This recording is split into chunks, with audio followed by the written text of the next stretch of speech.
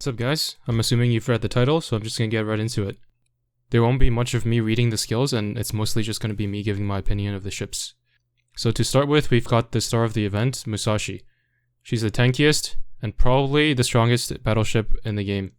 Both her shelling and her barrage look stronger than New Jersey's, but her shelling might be a little bit less consistent since she's lacking the spread reduction. However, nowadays with Vanguard and the Rainbow Fire Control Radar, it's pretty easy to patch up that weakness. From what I can see from this footage of her barrage, I'm not even sure that the aimed portion can miss, and New Jersey's does tend to miss against fast moving enemies if you don't give her some kind of slow support. But the crit is not guaranteed, so there's some variation there. Overall, she's pretty much the best battleship in the game, but she has a slight problem with the main guns that she's locked into. By locked into, what I mean is that as scuffed as the IJN battleship guns are that we currently have in the game, Musashi gets a 40% damage increase on her barrage from using them. So in the end, they end up being better than non-IJN options. The only guns that she can choose from are the purple twin HE 410mm from the Gear Lab for light armored enemies, and then the Izumo gun as well as the new 460mm rainbow gun for AP options. And while we're at it, I'm just going to go over this new rainbow gun as well.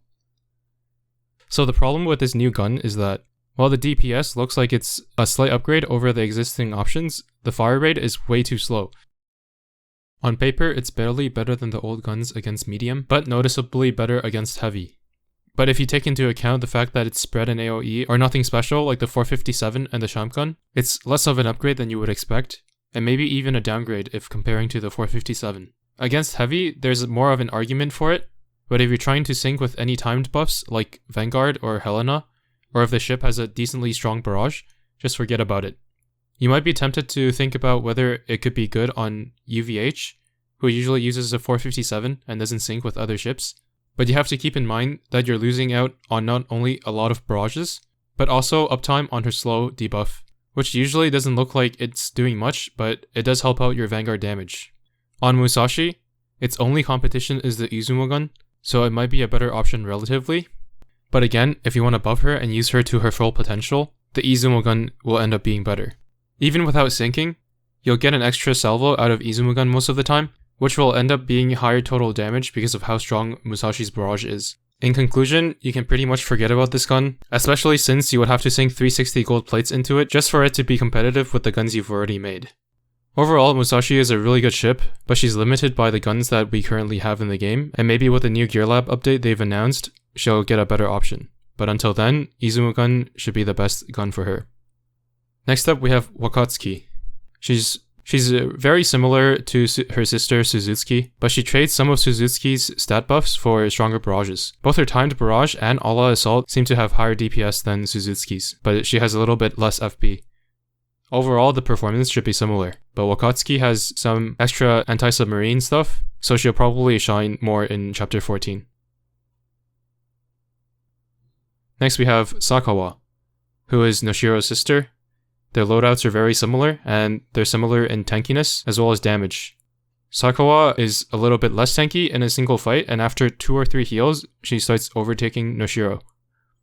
On the damage side, all her buffs are selfish, so she should have better personal performance than Noshiro, but she doesn't offer the really good team buffs that Noshiro provides. Overall, I'd say she's a worse ship than Noshiro, but still a very solid light cruiser nonetheless. Next we have Haguro, who is U47 in disguise. She's actually pretty solid for a purple, because she's quite tanky, around Portland level of tankiness, and while her damage isn't anything to write home about, she has a consistent damage reduction buff for the other ships in the Vanguard. So she's a pretty good option if you're a new player and don't have many main tanks to choose from. And then lastly, from the new ships, we've got Miyuki, who is kind of like a IJN version of Glowworm, and not that great. Moving on, we've got the retrofits. Juno. She's got a little bit more damage now and a little bit extra healing. Obviously more stats that come with the retrofit. Overall, in PvE, she hasn't changed much, but she's a good option for Chapter 13 if you need some AA. Her damage probably isn't completely atrocious, so you can try using her in meta fights to keep your fleet alive if you want to try making a fleet that can consistently survive until the end. Kind of like a Jeanne d'Arc option, but she also saves your main fleet. And Shropshire is pretty much just a carbon copy of London, but for some reason she has higher efficiencies than London, despite being a lower rarity, so she actually does more damage. Last but not least, we have the unique augments.